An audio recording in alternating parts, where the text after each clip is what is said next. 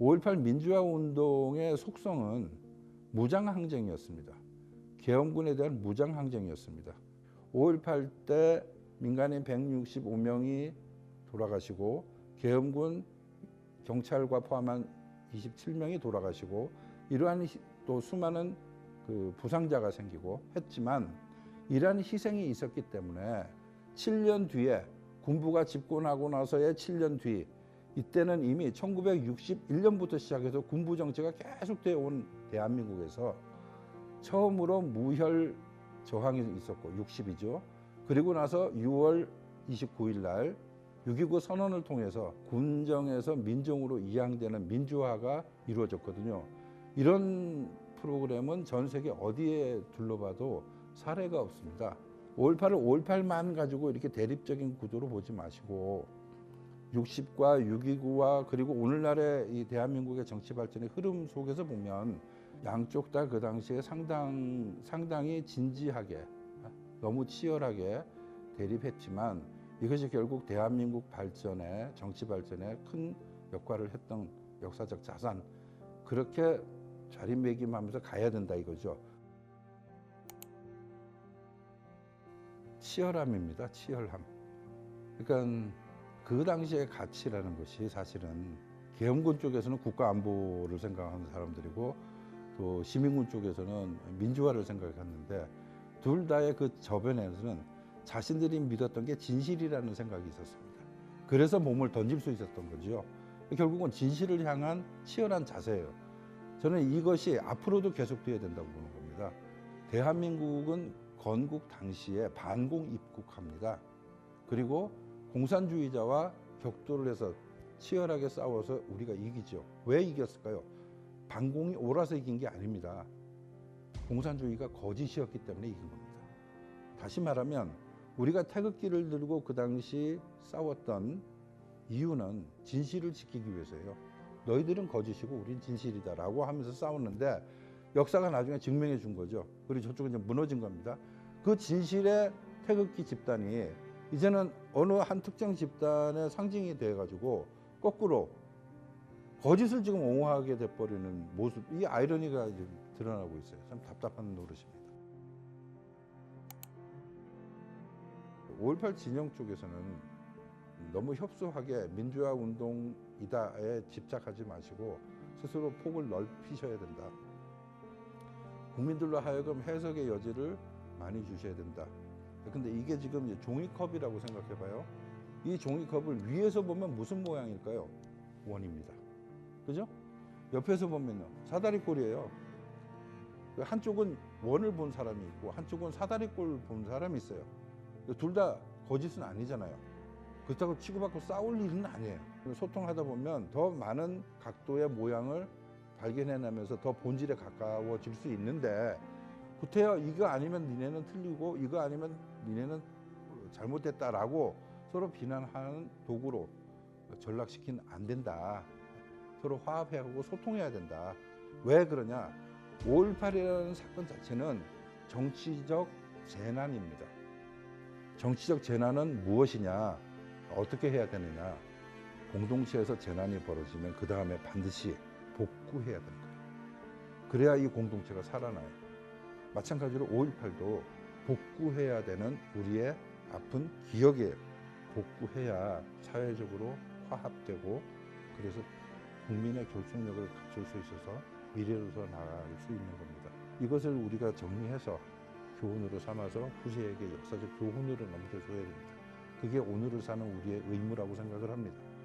그분들이 정말 갖고 있는 어떤 트라우마, PTSD를 겪는 분들이 있단 말이에요. 그죠? 이분들은 자기들이 겪고 있는 이 트라우마가 5.18로 인해서 생겼는지 안 생겼는지도 제대로 모르는 분들이 많아요. 그걸 보면서 참 가슴이 아팠어요. 그분들은 누가 자기들에게 관심을 가져주겠냐 그래서 자조해버리는 거죠. 이제 40년 지났어요. 실제로 제가 광주에 내려가서 만나보면 그때의 분노나 울분은 이제 많이 가라앉은 상태예요. 이제 차분히 이야기하면 있을 수 없었지만 어쩔 수 없이 벌어진 거를 체념하고 이제 받아들이는 상태까지 됐단 말이에요. 근데 이쪽 부분에서 난데없이 그건 북한군이 한 거다라고 들고 나오면 열불나죠. 여기에 괜히 있지도 않은 북한군 개입설을 가지고 이렇게 우리가 많은 에너지를 투입한다는 게 개인적으로는 엄청 화가 날 때가 많아요.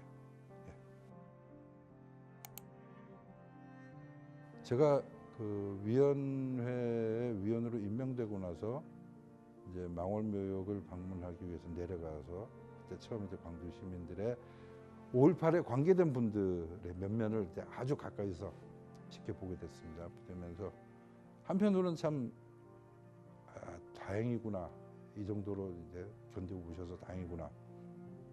또 한편으로는 좀 더 이제 욕심을 내서 말씀을 드리고 싶은 게 있었어요. PTSD, 포스트 트라우마틱 스트레스 디스오더, 그죠? 외상 후 스트레스성 장애로 인해서 어떤 상처로 인해서 끊임없이 앓고 있잖아요, 그죠? 근데 이것이 전부가 아니에요. PTG가 있어요. 포스트 트라우마틱 그로스예요. 외상 후 성장이에요. 우리 인간은 모두가 사실은 PTG로 살아요. 여러분, 시청자 여러분도 댁에 가셔서 아니면 지금 당장이라도 무릎팍 한번 보세요. 여러분 무릎팍에는 여러분 눈에 보이지 않는 수많은 상처들이 여기 있을 겁니다. 걸음마 처음 배울 때 무릎이 깨지고 찢어지고 박살나도 울면서 또 일어나서 또 다시 걸었어요. 이제 여러분 안 넘어지지 않습니까? 그죠? 저 5.18 사건도 마찬가지로 대한민국이 성장하는 과정에서 걸음마를 배우는 과정에서 깨진 무릎팍입니다. 우리 저걸 교훈으로 삼아서 이와 같은 실수는 반복하지 않기 위해서 노력하자고 하다가 60이 생겼고 6.29가 생겼고 대통령 선거는 어김없이 이제 투표로 결정이 되는 거예요. 우리 그만큼 발전한 겁니다. 여러분 지금 남미나 저 중동 가보세요. 이걸 해결하지 못해서 수백 년 동안 지금 지지고 볶고 하면서 서로 죽이고 싸우고 난리가 나잖아요. 우린 그걸 극복한 거예요.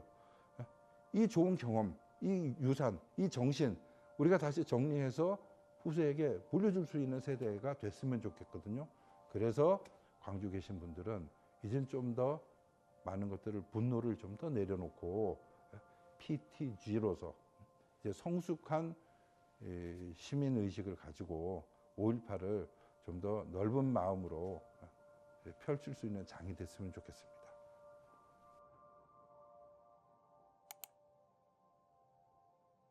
북한군 침투설이 기정사실화되는 집단이 또 다른 측면에서는 합수 본부장이자 계엄사령관이었던 전두환 씨를 또 영웅화시킵니다.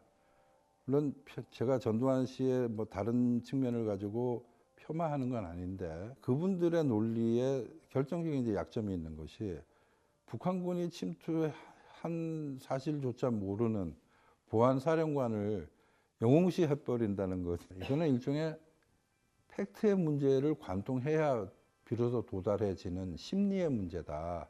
저는 그렇게 봅니다.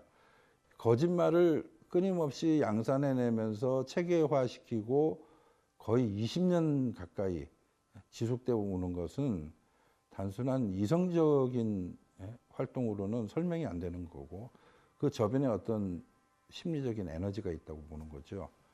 해방 직후부터 시작해서의 미 군정 3년간의 아주 상당한 혼란, 그리고 그 좌우익 투쟁을 거쳐서 다시 6.25 3년의 전쟁, 그리고 또 더 나가면 이제 월남 파병까지 거의 이제 반공의 틀 속에서 진행되어 온 격정의 시기였는데 그때의 사고방식과 잣대를 계속 가지고 계시면 반공에 대한 역설은 공산주의에 대한 두려움이에요. 두려움을 밑에 깔고 있는 사람에게 공산주의자인 북한의 위협을 이야기하면 반응이 격하게 나올 수밖에 없잖아요. 그죠?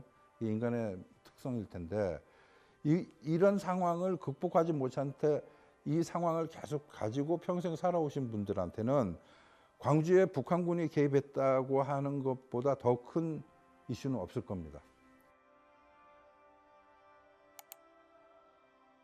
이게 왜 끼어들어왔을까를 생각을 해봤는데 전두환 전 대통령 본인은 어느 방송사와 인터뷰를 하면서도 그때 북한군이 왔다는 소리는 금시초문이다라고 얘기해요. 본인도 부정해요. 근데 책에는 들어왔어요. 그 말은 뭐냐면 저 연로하신 분이 지금 본인이 직접 썼을 리는 없고 제가 취재하면서 얻은 이야기 중에 하나는 전두환 전 대통령의 지금 건강 상태가 잘 안 알려진 그냥 치매 정도라고 하는데 조금 좀 가슴이 좀 찡한 얘기가 있어요. 가끔 이런 질문을 하는 거죠. 요즘 김재규는 뭐하노?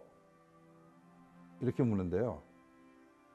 전두환 씨가 당신이 직접 사형을 시킨 사람이에요. 그죠? 근데 지금 와서는 갑자기 떠오르는 거죠. 그 김재규 뭐하냐고 물어보면 대답하기가 참 난감해지는 거잖아요. 그죠?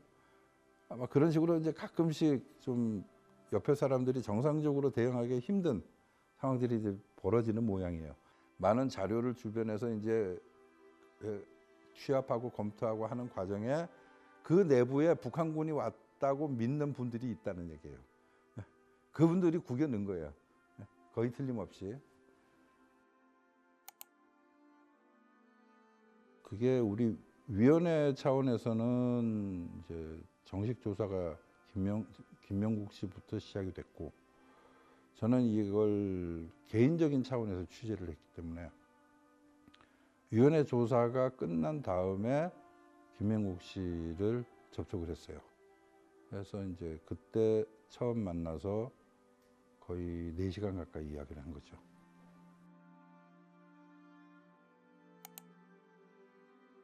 (5.18) 현대사에서 아직도 진상규명이 완전히 되지 않은 채 남아있고 그래서 그 중요도가 여전히 상존하고 있어요. 거기다가 모호성이 계속 커져요. 그러면 이 루머 수치가 같이 커지는 거죠. 그죠? 헛소문을, 그럴듯한 헛소문이 나오면 검증이 안 되면 모호성은 커지는 거예요. 그 날짜도 김일성이나 김정일이나 북한의 지도자의 방문 기념일이에요. 그리고 북한이 5.18 이런 숫자만 기념하는 게 아니고 326, 325, 뭐 717 별의별 숫자의 이름 기업수가 다 많단 말이에요. 이걸 이른바 국내에서 대중에게 이런 주장을 하는 이른바 전문가라고 하는 사람들이 과연 몰랐을까? 알면서 의도적으로 속이려고 했다면 그건 디스인포메이션이에요. 아주 나쁜 페이크 인포메이션이 되는 거예요. 이로 인해서 우리의 공공이익을 해치는 작태가 벌어지는 거죠. 우리가 가짜 뉴스가 쌓이면 가짜 역사가 된단 말이에요. 그로 인해서 5.18에 대해서도 서로 아주 불필요한 진영 내의 갈등과 분열을 유발시키고 심지어는 이런 식으로 가다가 끊임없이 우리가 한쪽 진영에서 5.18에 북한군이 왔다고 합창을 하는 중에 만약에 북한에서 말이죠. 평양방송에서 오늘 지난 80년 당시 광주 5.18 당시에 내려가서 활동했던 우리 혁명 열사 아무개 동지를 소개하겠습니다 라고 나왔을 때 그때 대한민국 사회에서는 저거는 가짜다 아니다 라고 하면서 어떻게 무슨 일이 벌어질까요? 또 다른 분열이 또 생길 거예요. 제 생각에는 어떤 면에서 보면 이게 북한의 대남 공작을 유도하는 결과를 야기하지 않을까 심히 우려되는 거죠.